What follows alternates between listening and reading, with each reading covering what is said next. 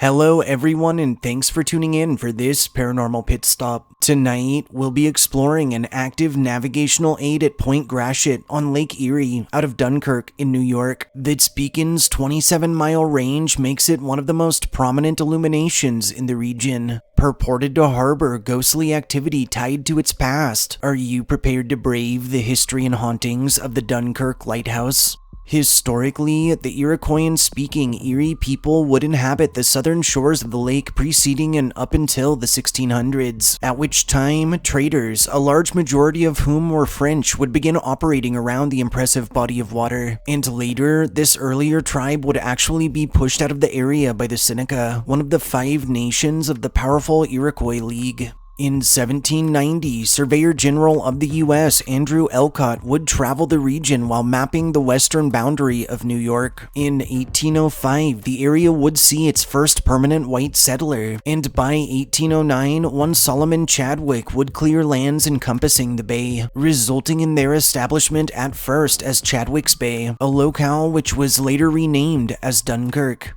In 1826, the Dunkirk Lighthouse was constructed under contractor Jesse Peck on lands donated by wealthy Dunkirk citizen Walter Smith, and was fashioned from bricks made of clay from the nearby lagoon, with its lantern designed by local blacksmith Adam Fink, and furniture contributed under Samson Alton. Subsequently, on May 3rd of 1837, another beacon was constructed on the Dunkirk pierhead, and at night, this new beacon combined with Dunkirk Light's tremendous glow would ease vessels through what was previously deemed one of the most challenging segments of the channel. On a side note, at this time, the keeper of the Dunkirk Lighthouse was actually responsible for the upkeep of both locations. In 1857, the light would welcome the refitting of the very same third-order Fresnel lens that remains in use to this day. By 1874, the original tower and keeper's residence had become dilapidated, and the following year, in 1875, a stone Victorian residence was constructed with bricks off the original keeper's house acting as a foundation, while the older cylindrical tower was moved adjacent and surrounded in a square encasing of stone, in order for it to match the remainder of the structure. In 1876, the new light was illuminated for the first time. In 1923, the old tower would welcome the addition of electricity, and in 1961, light operations were fully automated, after which its ownership would fall into the hands of the city, until it was released in 1984 by Barbara and Harold Lawson, who in turn restored the expanse and a year later opened it to the public as a museum.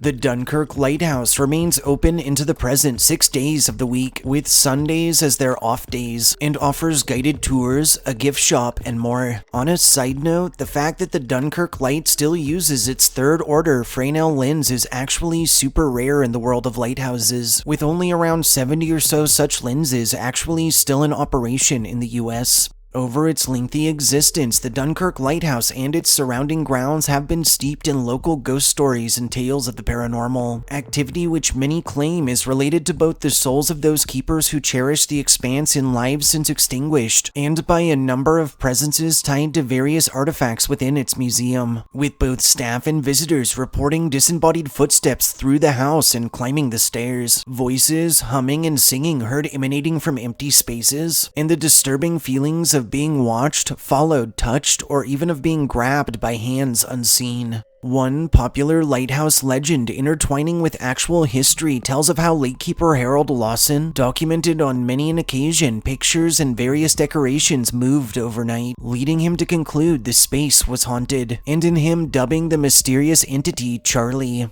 Popular stories now tell this Charlie may be the restless spirit of a friend of a former lightkeeper from the 1800s, who drowned while attempting to assist the actual lighthouse keeper in saving some children in trouble on the lake. Also reported across lighthouse bounds is old-timey music heard emanating from thin air, doors that open and close on their own, and lights that flick from on to off at random, while those who have neared the museum's various military artifacts have described extreme cold spots, ominous shadowy figures on nearby walls, and encounters with the full-bodied apparitions of soldiers in old garb who appear for seconds before fading away. Additionally, the waters of Lake Eerie, namely that aforementioned really rough Dunkirk segment that required 2 beacons to pass safely have played witness to a number of shipwrecks, the most notable being that of the SS Eerie, which burned in 1841 and to date is still considered one of the worst shipping disasters in Great Lakes history. Though exact numbers remain unknown, between the manifest, those documented deceased, and survivors, it's estimated that of around 343 people, 254 lives were lost in the tragedy. And sadder still, amongst the dead were a number of immigrants who'd just migrated across the Atlantic and were facing but the last tiny leg of their journeys. From these times and onward, tales from those frequenting nearby shorelines have included everything from encounters with waterlogged entities in old-fashioned clothing sighted trudging about confusedly to full-blown ghost ships spied on the horizon, and staff at the lighthouse have commonly documented run-ins with the specter of a little boy in period clothing who's been known to pull small pranks on the living and move toys that it's suspected is also tied to the wreck of the Eerie. Lastly, from 1885 to 1887, assistant keeper Peter Dempsey would work his way up to the position of head lighthouse keeper, which he'd proudly serve as from 1887 to 1902, and many have told of encounters with his spectral form, who has both been sighted and also captured in the backgrounds of photographs at random. Thanks for joining us on this Paranormal Pit Stop. If you enjoyed our histories and ghost stories, subscribe to our channel, like this upload, and share us with anyone you feel could use a good scare. We'll see you next time.